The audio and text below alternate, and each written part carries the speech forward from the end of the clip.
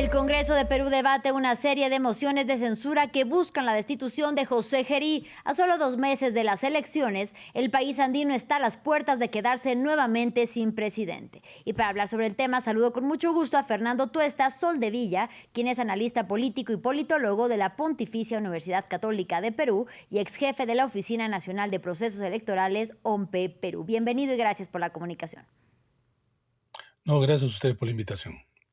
¿Cómo llega Perú a esta crisis política que lo mantiene al día de hoy al borde de una nueva destitución presidencial por el mecanismo de vacancia por incapacidad moral permanente? Bueno, esta es una más de una parte del ciclo de inestabilidad política que empezó en el 2016 y allí donde debió haber 2 presidentes, probablemente tengamos 8. Esto tiene que ver con una serie de motivos, pero el principal de ellos es que los presidentes en América Latina, como se elige separadamente la presidencia del Parlamento, han habido parlamentos opositores y presidentes con poco peso en justamente este otro poder del Estado. Lo que ha ocurrido es que ante situaciones, eh, en este último caso, de escándalos políticos, probablemente se censure al presidente, porque acá hay un tema que está en este momento en discusión. Si es que se censura, ¿en qué sentido censura? Y se necesita menos votos, porque él era presidente del Congreso y al haberse vacado a la señora presidenta pasó a ocupar el cargo de presidente de la República. Entonces algunos dicen hay que censurarlo como presidente del Congreso y en consecuencia deja de ser presidente de la República. Los otros que dicen vacancia requieren mucho más votos. Esto se está discutiendo en este momento justamente en el Parlamento, pero este es un episodio más de una larga serie que en el Perú nos ha sumido en una enorme inestabilidad y que forma parte pues del ya el desapego, la falta de representación real que hay entre los políticos y los ciudadanos de nuestro país, de cara a la elección que tenemos a portas, 12 de abril. Justamente hablaremos más adelante sobre la elección. Usted habla de censura al ex presidente del Congreso peruano. En ese sentido, dadas las acusaciones contra José Gerí, ¿es de esperarse que realmente sea destituido o habrá más bien clemencia por los integrantes del Parlamento? Se han presentado 7 mociones de censura como presidente del Congreso y todas están siendo aprobadas. Terminado esta parte, algunos que quieren defender al presidente Gerí van a tratar de alargar el procedimiento, señalando de que se trata de vacancia.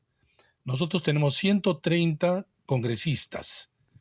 Para una vacancia se requiere 87 votos, con independencia cuántos asistan, no del quórum, sino del total. Eso es casi un imposible. En cambio, la censura requiere simplemente la mayoría simple de los que participan en este momento en el Pleno. Entonces, quienes defienden al presidente Gerí, que básicamente Fuerza Popular, el fujimorismo, trata de evitar justamente que se llegue a discutir y finalmente votar, en donde probablemente al censurarlo como presidente del Congreso, deja también el cargo de presidente de la República y el Congreso tendría que elegir a un nuevo presidente de la mesa directiva del Congreso y en consecuencia encargarse de la presidencia de la República. Porque ya los 3 que fueron elegidos, vale decir como presidente, Pedro Castillo fue vacado, Dina Boluarte fue vacada también y el tercero estaba excluido, entonces se termina la fórmula elegida y por sucesión es el presidente del Congreso. Y por eso está discutiendo. Fernando, en medio de esta crisis política, hablemos del Parlamento. ¿Qué papel ha jugado realmente el Congreso, que recordemos fue el encargado en 2020 de censurar a Martín Vizcarra o de retirar a Martín Vizcarra por actos de corrupción, luego en 2022 a Pedro Castillo por el fallido intento de golpe de Estado y después en 2025 a Dina Boluarte por su incapacidad de frenar la crisis de violencia e inseguridad que vivía el país? ¿Cuál ha sido el papel del Parlamento?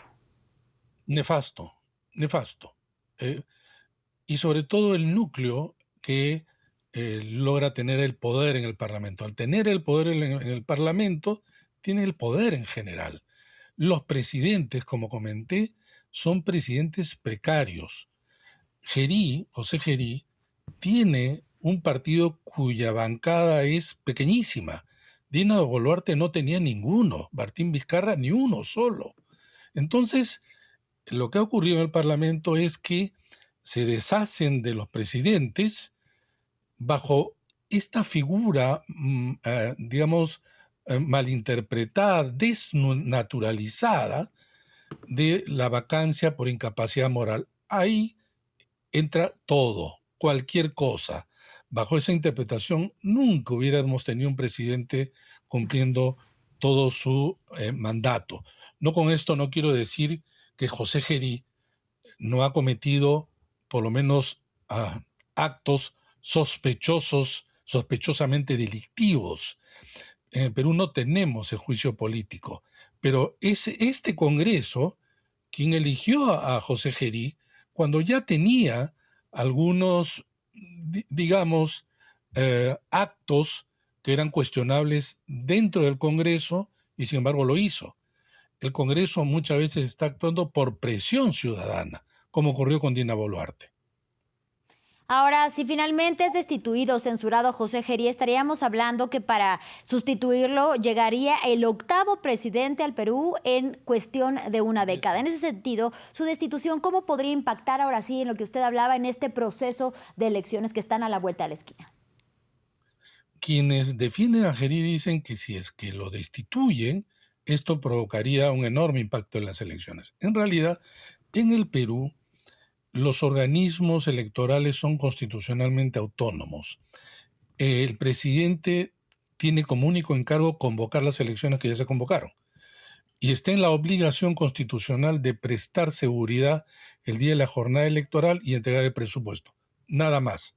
Obviamente, un cambio de presidente no es algo que no tenga impacto, pero en el Perú hemos cambiado tantas veces de presidente y no es que esto ha provocado por sí solo el hecho una enorme inestabilidad.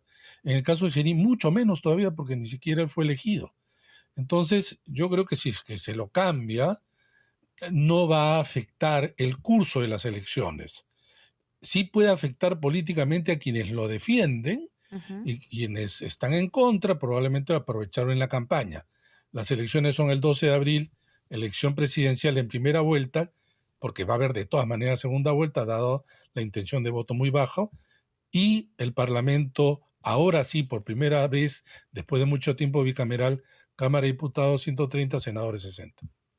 Y por otra parte, para estas elecciones, usted, según su análisis, Fernando, ¿considera que hay candidatos que puedan darle, o por decirlo de alguna manera, o logren darle la vuelta a esta imagen de corrupción que ha perseguido a la clase política peruana? Acá hay que verlo de dos maneras, ¿no? Por un lado, efectivamente, hemos tenido presidentes que han frustrado a la ciudadanía por quienes votaron. Por otro lado, estuvieron comprometidos con actos de corrupción. Pero también se puede ver por el otro lado, que algunas instituciones funcionan. En América no somos el único país en donde esto sucede, y sin embargo, el sistema de justicia de alguna manera funciona. Hay candidatos probos, hay candidatos que, de mi punto de vista, no lo son, pero va a depender un poco cómo se va a votar. Y en el Perú es el país de mayor volatilidad e inestabilidad. La intención de voto en este momento señala que el primero que aparece tiene solamente 10%. Y hay cerca del 45% que aún señala que no sabe por quién votar o diría que vota nulo o blanco. Con lo que quiero decir es que de acá al 12 de abril es muy difícil prever escenarios de quién puede triunfar. Lo que sí es cierto es que hay una gran desafección en el Perú por la élite política, quienes han tenido responsabilidades de representación. Y ya casi para finalizar, le preguntaríamos si en este escenario de crisis política en Perú, el fujimorismo de alguna manera podría abrirse nuevamente las puertas para lograr gobernar desde la casa de Pizarro. ¿Hay cabida para el Es muy fujimorismo? difícil. Keiko Fujimori ha perdido 3 veces Ujú. la segunda vuelta, cosa que no ha ocurrido en ningún momento en la historia. Y cuando se hacen las indagaciones a través de encuestas, la persona que tiene más resistencias es ella largamente. Entonces, si pasa ella a segunda vuelta, eh, y probablemente lo haga porque dentro de este mar de dispersión, ella aparece segunda, puede volver a perder. Es muy difícil, el nivel de resistencia contra ella es muy alto. Su mejor momento, el 2016, lo perdió, cuando ganó en primera vuelta casi por el doble del segundo y tuvo mayoría absoluta en el Congreso. Eso ya no es ahora, pero esto no quiere decir que no vaya a tener un grupo parlamentario importante, y ese grupo que finalmente ha sido el más disciplinado y creo que el que ha marcado el compás de la política peruana. Y con esto termino. El poder en el Perú de hace 10 años está en el Parlamento, y el grupo político más cohesionado y que ha marcado justamente el paso ha sido Fuerza Popular y el Fujimorismo. Quizá podríamos terminar diciendo, podrá perder la presidencia, pero no necesariamente el poder. Le agradecemos